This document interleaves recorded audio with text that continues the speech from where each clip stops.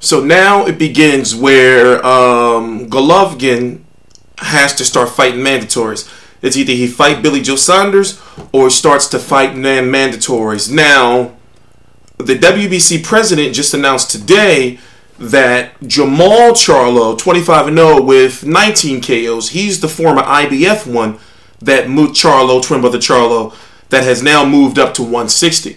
Jermall is the WBC champion at 154 pounds, and he's going to be fighting Charles Hatley on an undercard of Berto versus Porter, April the 22nd. So we're talking about Jermall. Jermall has now been named, ordered by the WBC to fight Jorge Sebastian Heiland.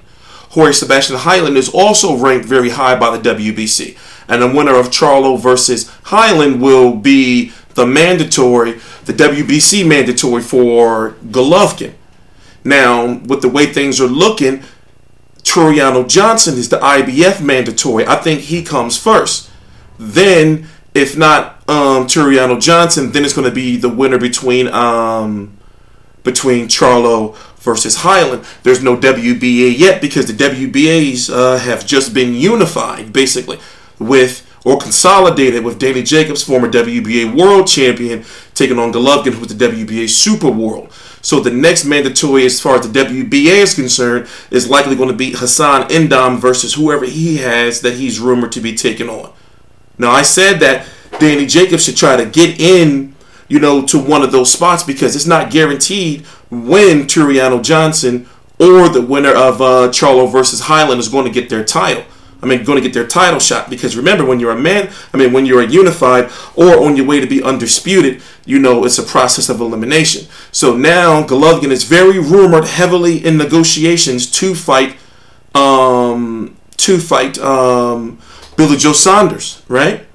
That's supposed to take place in June. If it doesn't, then Golovkin's got to start fighting mandatories, or he's got to fight Canelo. There has to be a big enough fight for him to fight, so he can pay some of his mandatory some step-aside money. But regardless of that, once you become undisputed, if he becomes undisputed, if he beats Billy Joe Saunders, then he has that WBO mandatory. The same goes for Billy Joe Saunders. So if Billy Joe Saunders beats Golovkin and wins all those titles, then he's got all of those mandatories to fulfill as well. Because remember, the only thing that trumps a mandatory is a unification, and when you have all the belts, there's no more unifications. So I'm interested to see how this is going to go. If you don't know about Jorge Sebastian Highland, he's been ranked by the WBC so high for so long. I'm really surprised.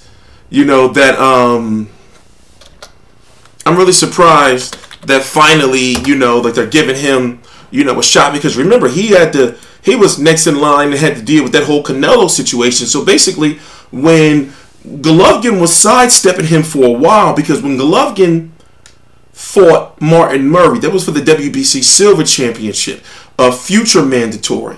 Then he fought Marco Antonio Rubio for the WBC Interim Championship, which was kind of the real championship because Sergio Martinez was injured. So that's how, when Canelo vacated, he was automatically elevated up and didn't have to fight Jorge Sebastian Highland, because he got those two underling belts, out of the way before they said, well, you already cleared the path. So now it's Jorge Sebastian Highland's time to fight, who now I believe Jermall Charlo is ranked number 2. But basically the WBC has just said today, okay, now you two got to fight to get ready to be Golovkin's next mandatory. But it's like this, the WBC can say, they want you to fight, but, it will actually happen, because it's not like the promoters are going to say, oh, well, they have to fight.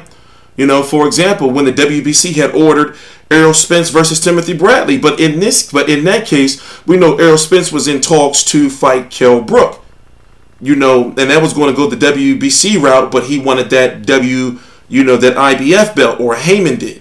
So it all depends on how you look at it, especially with the politics involved.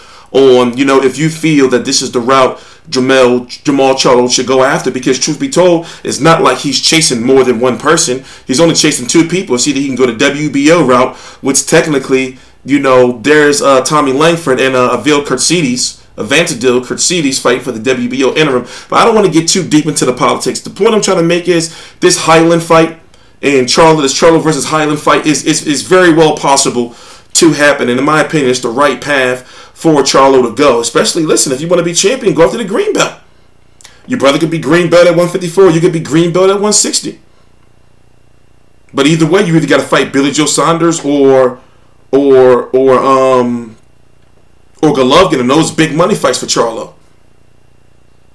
Or, you know, if you luck up, Canelo beat them both or beat one of them, whoever beats whoever, and then you get that big money fight with Canelo.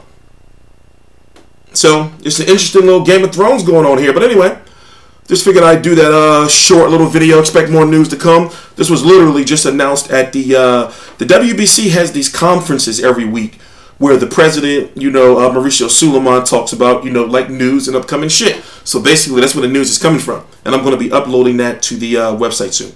Please subscribe.